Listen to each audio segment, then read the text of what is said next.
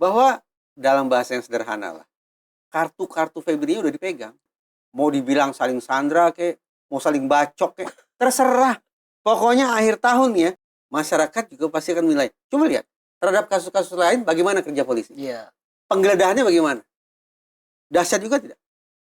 Jadi tidak penanganan terhadap kasus Febri itu tidak berada dalam sebuah ruang vakum. Tapi joint investigation aja yuk. 3, 4, 5. 3 lembaga, Polri, Kejaksaan Agung, KPK, 3, menangani 4 perkara.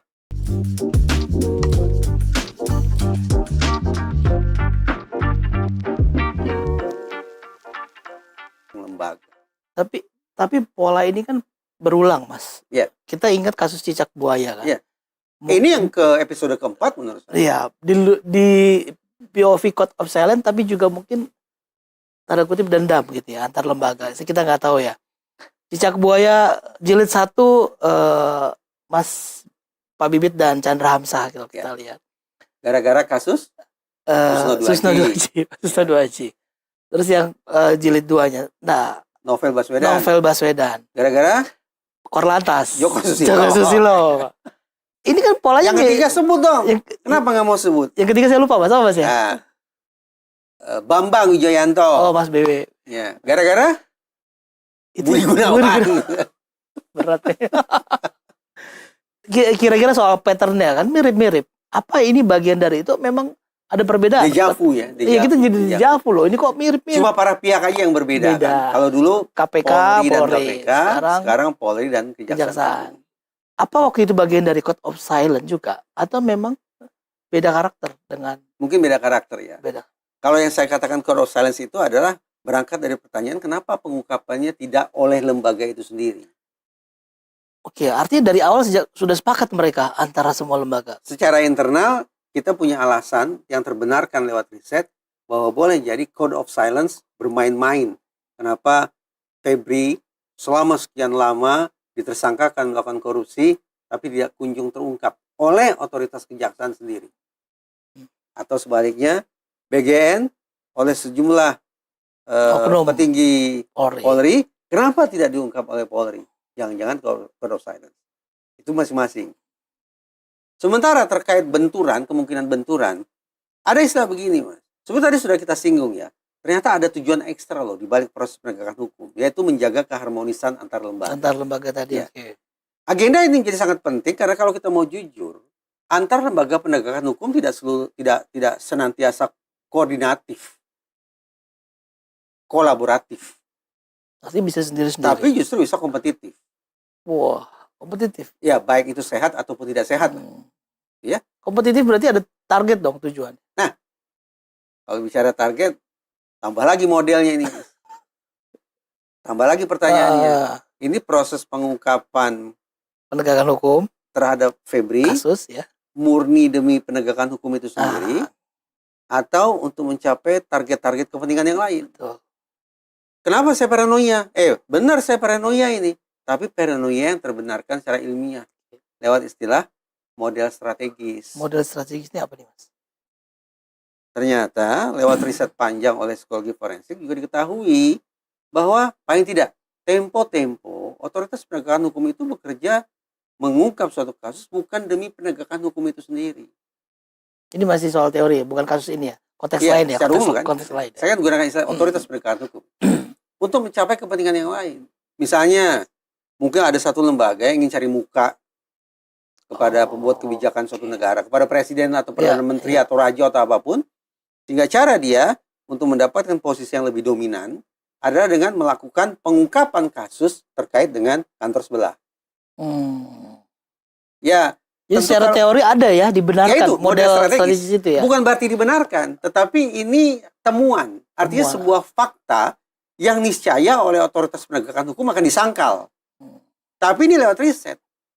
Riset yang menyediakan dasar bagi kita untuk berbusuk hati, untuk berburuk sangka bahwa ada kepentingan-kepentingan di luar hukum itu sendiri yang tampaknya sedang bermain-main mempengaruhi kerja otoritas penegakan hukum. Model ini, Mas, model strategik tadi, cocok gak polanya sama yang sekarang? Atau masih terlalu dini kita bilang? Ini penegakan hukum atau bukan? Ini, Kan tadi kita sempat bahas tentang ada mega korupsi yang dibongkar oleh Kejaksaan Agung di BGN kan? Iya. BGN yang menyebut sejumlah nama petinggi Polri. Polri. Marah nggak Polri? Kasus cicak buaya jilid 1, 2, dan 3 ini tafsiran ece-ece. Ya, oke. Kayaknya kalau polisi dibikin marah, Polri dibikin marah, pasti akan melakukan retaliasi. Ini pola ya, berdasarkan pola Ada kita pola. ya. Ada Pola itu kita baca kan. Apa yang bikin Polri marah? Kalau jenderalnya diusik, Kalau jenderalnya diusik. kalau jenderalnya diganggu, marah polisi, lakukan retaliasi. Retaliasinya seperti apa? Gantian, Febri kita incar. Berarti Bongkar artinya kasus Mas, ini. Berarti benar nggak ini murni untuk penegakan hukum? Tersedia dasar ilmiah bagi kita untuk mengangkat kemungkinan inilah wujud model strategis tengah bermain-main. berarti model itu proven Iya. ya. Bahwa proses penegakan hukum dilakukan tidak murni untuk Penegakan hukum. kepastian kemanfaatan keadilan kemanusiaan, tapi untuk retaliasi. Jangan lupa mau nanya apa tadi ya? Sama kan dulu Mas, sekian tahun silam lah, sebelum eranya Prabowo sebagai presiden. Kita menjadi akrab dengan satu kata baru yang sangat menakutkan, yaitu kriminalisasi. Konon kriminalisasi dilakukan terhadap musuh-musuh penguasa, musuh-musuh politik penguasa. Nah, Betul ini, tidak? Betul. Ini saya mau tanya. Dan berarti benar nggak untuk penegakan hukum ansih? Benar tidak? Berarti bukan untuk Nah, penegakan hukum. berarti ada untuk kepentingan di luar hukum itu Di luar. sendiri. Inilah namanya model strategis. Artinya sebenarnya Mas, kasus itu sebenarnya ada. Unik. Cuman saling sandera. Unik ya. Kapan itu mau dikeluarin? Kapan masing-masing mau ngeluarin peluru? Iya nggak sih sebenarnya? Sekian tahun silam, ada mantan penyidik KPK yang sudah pulang kampung, artinya kembali ke institusi asalnya, yang bercerita ke saya, Mas, lewat handphone sih masih ingat betul, bahwa dalam bahasa yang sederhana lah, kartu-kartu Febri-nya udah dipegang. Kartu-kartunya itu. Kartu trupnya semua. Kartu dipegang. Ibaratnya, kalau memang, sekali lagi, kalau memang saya ingin luhur menegakkan hukum, ya kartunya harus saya buka secepatnya dong. Harusnya. Harusnya kan? Tapi saya simpan. Kenapa? Memanfaatkan momentum, siapa tahu kartu ini bisa saya manfaatkan. Model strategis kan berarti. Benar, di permukaan kita bisa lihat bagaimana otoritas penegakan hukum itu bekerja. Sesuai mekanisme gitu ya. Kabarnya sesuai mekanisme. Kalau Mas Is lakukan preskon terhadap mereka, jawabannya juga pasti sesuai hukum. Tapi psikologi forensik itu memang bukan ilmu hukum, Mas. Jadi kita tidak terlalu percaya juga pada klaim-klaim hukum macam itu. Ini paling benar deh. Gitu. Selama masih manusia dan manusia niscaya psikologi, pasti personil penegakan hukum, cara dia berpsikologi, cara dia bekerja, cara dia berpikir, beda-beda tipis dengan kita yang notabene bukan personil penegakan hukum, Mas.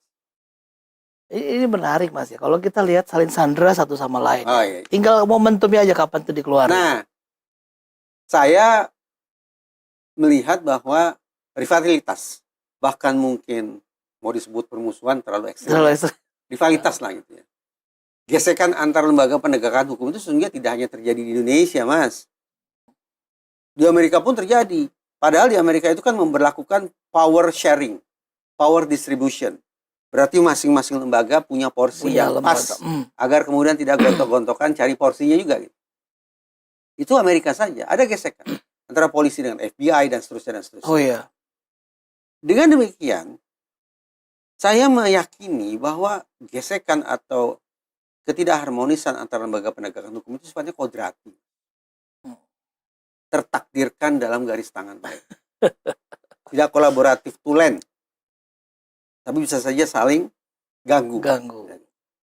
Karena itu, muluk bagi kita, Mas, untuk membangun harapan bahwa suatu saat nanti seluruh lembaga dalam sistem peralihan pidana akan segendang sepenarian. Ya, itu terlalu muluk, Mas.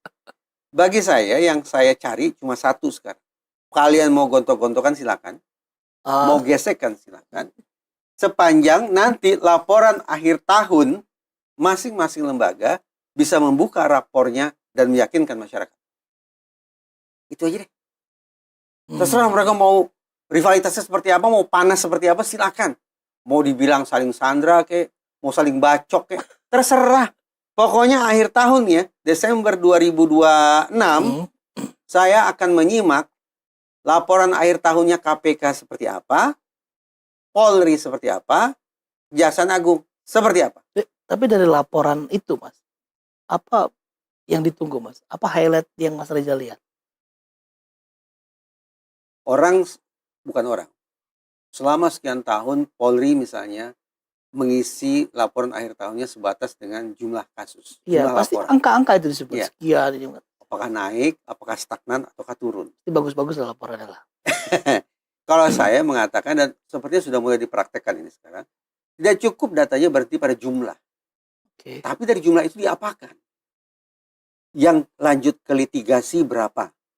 Yang restoratif justice berapa? Bisa diikuti, Mas ya? Iya. Litigasi berarti sampai ke persidangan berapa? Restoratif justice berarti tidak ke persidangan lanjut. kan? Pokoknya dicoba selesai secara kekeluargaan. Keluargaan begini bukan berarti hengki-pengki ya. Bukan berarti hengki-pengki. Yang litigasi juga dicek. Dalam kasus korupsi, hukumannya berapa tahun? Kalau hukumannya 3 tahun, 3 tahun, 3 tahun, 4 tahun, 4 tahun, 3 tahun, 4 tahun, seperti temuan ICW, maka Mas teryakinkan tidak bahwa otoritas penegakan hukum yang bersangkutan sudah melakukan pemberantasan korupsi dengan bobot yang semestinya? Saya tidak yakin. Kalau di bawah 5 tahun sih kayaknya enggak ini. Temuan ICW begitu. Nah, urut-urutan data semacam ini yang semestinya dihidangkan di laporan akhir tahun, sehingga kita tidak hanya berhenti pada apakah laporannya naik, tetap, atau turun, tidak. Kita akan lihat pada akhirnya otoritas penegakan hukum dengan performa yang paling istimewa yang mana. Bahkan saya pernah mengusulkan, Mas, tapi ini sulit realisasi tampaknya. Polri jangan bikin preskon sendiri, Kejaksaan Agung jangan bikin laporan akhir tahun sendiri, KPK dibikin pula. Gabung, Mas. Iya, itu benar sih. Kolaborasi, lalu padukan data yang mereka punya, dikalibrasi sedemikian rupa, sehingga yang terhidang ke masyarakat nih. Ini laporan akhir tahun dalam konteks pemberantasan korupsi oleh kami. Itu mungkin juga yang jadi alasan polisi nggak cuman menyebut angka. Litigasi berapa, restoratif justice berapa, karena mungkin bukan bagian saya deh. Mungkin. Ya. Tetapi kan akhirnya kita tidak melihat bahwa sesungguh-sungguh proses penegakan hukum itu bekerja sehingga tuntas, paling tidak. Dan menyeluruh. Apalagi menyeluruh. Tidak tampak. Nah, sudah selesai satu soal. Transparansinya di mana, berarti? Karena kita tidak dihadapkan pada data yang terhidang secara memadai lah. Untuk pada akhirnya membuat kita teryakinkan pemberantasan korupsi hari ini, tahun ini lebih baik, atau mengalami penurunan, atau justru jalan di tempat dibandingkan dengan pemberantasan korupsi pada tahun lalu. Kita ngomong soal transparansi, Mas Reza. Ya. Dengan kondisi begini ya, bagaimana APH nih, aparat penegak hukum, mengembalikan kepercayaan publik dengan segala hal tadi itu, model-model strategis, bukan penegakan hukum. Ini kita juga ditambah drama Hotman Paris ini kan. Drama ya. Mas Tega kita melihatnya drama. Ya, Mas saya Hotman ya. Memandang beliau betulan sakit, Mas, bukan drama. Ya, sakitnya sih betul ya. Mungkin tapi tadi psikomatis ya. Psikosomatis. Ya. Tapi kita lihat kayaknya ya nggak tahu lah ya. Karena kan di telepon sana sini. Dari netizen sampai istana tuh komentar buat Hotman Paris. Jadi mungkin premis saya bukan soal itu. Tapi gimana, Mas, mengembalikan kepercayaan publik? Kepercayaan publik terhadap lembaga penegakan hukum. Betul. Lembaga yang mana? Terutama dua ini. Yaitu coklat dan coklat banget ini. Nah, coklat muda, coklat tua. Sayangnya tidak ada tolak ukur tunggal, Mas. Kalau di kejaksaan saya tidak tahu. Lagi pula untuk apa kita tahu, Mas? Dalam sistem peradilan pidana, ada dua lembaga yang senantiasa terekspos ke publik. Ada dua lembaga yang kerjanya apik, ciamik, tapi tidak tampak oleh mata kita. Dua lembaga yang saya sebut awal tadi adalah kepolisian dan Mahkamah Agung. Kita bisa lihat kerja mereka loh. Ya. Polisi setiap hari kita lihat. Ya. Proses persidangan dilangsungkan secara terbuka, kita bisa lihat hakim. Dan lihat bisa baca putusannya. Tapi dua lembaga lain yang sesungguhnya sekali lagi merupakan bagian dalam sistem peradilan pidana itu tidak tampak. Yaitu Kejaksaan Agung dan pemasyarakatan. Untuk apa kemudian kita bicara tentang memulihkan kepercayaan publik kalau kita bicara Kejaksaan Agung dan pemasyarakatan? Kita tidak tahu kerjanya apa. Saya asumsikan kerjanya Iya, bagus. iya. Tapi memang kerja mereka berada dalam alam yang tidak terlihat oleh mata kita. Jadi tidak relevan. Alam Bicara yang- tentang memulihkan kepercayaan publik pada Kejaksaan Agung tidak begitu relevan. Karena kerja mereka tersembunyi, tertutup. Itulah masyarakat. Kalau kita sebatas bicara Polri, memang sudah ada rumusannya. Menakar tingkat kepercayaan terhadap polisi itu lihat dua hal. Pertama, kesediaan masyarakat untuk melapor. Jadi, ini pesan untuk polisi kita nih. Jangan risau kalau jumlah laporan dari tahun ke tahun itu mendaki. naik. Jangan risau. Harusnya lebih Ini Malah menandakan tanda bahwa baik nih masyarakat ya. berani melapor, percaya. Percaya. Kalau saya melapor ke polisi, saya akan dapat solusi. Oh. Walaupun kalangan yang sinis, yang membenci polisi juga akan bisa mengatakan, lihat nih, kalian tidak kerja nih.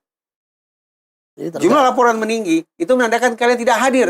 Ya, Oh. akhirnya perdebatan tidak berhenti. Betul, betul, Tapi paling tidak secara keilmuan saya bisa katakan, salah satu penanda masyarakat percaya pada polisi adalah cek berapa jumlah laporan yang masuk. Jadi Itu aja dulu. makin banyak orang makin percaya. Jadi lapor ke Kita institusi bisa mengatakan polisi. demikian. Yang kedua, Mas. Yang kedua, kesediaan masyarakat untuk bekerja melakukan pemolisian di tempat mereka sendiri.